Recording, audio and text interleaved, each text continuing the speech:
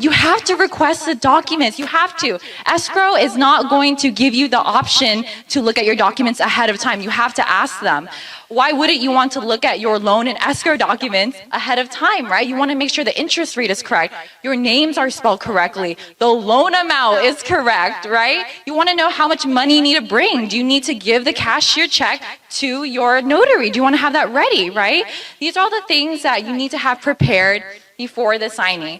And what I like to do is before I go to the signing to meet with you to sign your documents, I'll call you ahead of time and let you know, hey, have you received a soft copy of your documents? And do you have 5 minutes so we can go through the deed of trust, the first payment letter, the estimated settlement statement? I want to make sure all those are correct, because if they're not, then we can at least correct it before I get there, right?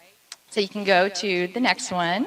And then, so your notary should be able to clearly tell you when we're signing. So, as you're buying more properties, it can be confusing. Like, am I meeting, so let's say you're buying investment property, right? Am I meeting you at the investment property? I'm meeting you at Starbucks. Where do you want to meet? It's up to you. You tell the escrow officer where you want to meet, right? It's really up to you. A lot of people, they're like, oh, maybe we just sign at home at the title office. It's up to you.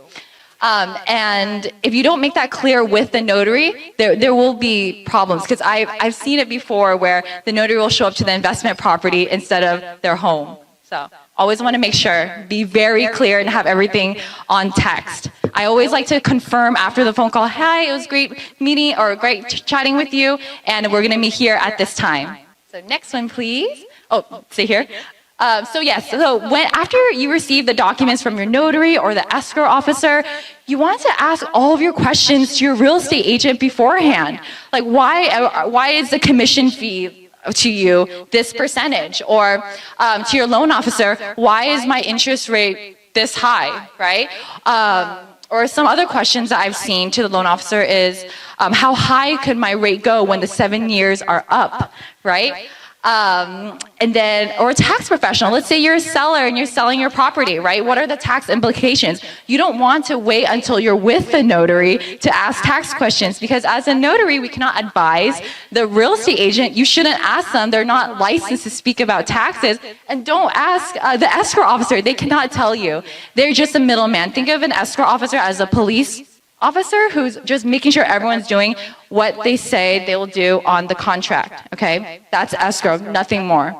And then you go to the next slide, please. And then number 4. So yes, if you're planning to get married soon before you buy your house, wait, let me go back on that one. But if you're getting married, you have to make sure that your ID that you present to the notary matches the name in the documents. I've seen it many times where I get to the signing and the person told me, no, I don't have my ID yet, it's coming in the mail. And at that point, what would you do, right? So you would have to get 2 credible witnesses. Just 2 people, like your neighbors or your friends, to come over to provide me ID, and I just ask them, okay, do you have financial interest in this transaction? Are you involved in any way? No? Okay, great, I'll take your IDs. You're vouching for this person that they don't have ID and it's difficult for them to get ID at this time. And they just can't get ID right now to prove this name in the documents. So that's what we would have to do. That's something you can keep in the back of your mind too, in case you're in that situation. All right, and then number 5, so this one, I've come across this so many times where, and I'll give you an example. So I was at a signing where the parents, so there was husband and wife, and mom was on the transaction, on the loan, right? And I couldn't speak to the mom in Punjabi. And I had to stop the signing because I need to be able to tell her what she's signing. Your notary needs to be able to tell you what you're signing. They cannot say, oh, I'm just a notary. They have to give you a general explanation. It's a huge transaction, right? Buying a home, you need to know what you're signing. So if you're planning to buy a home and one of the signers does not speak English or speaks a certain language, make sure the notary speaks that language. I need to be able to speak to you clearly.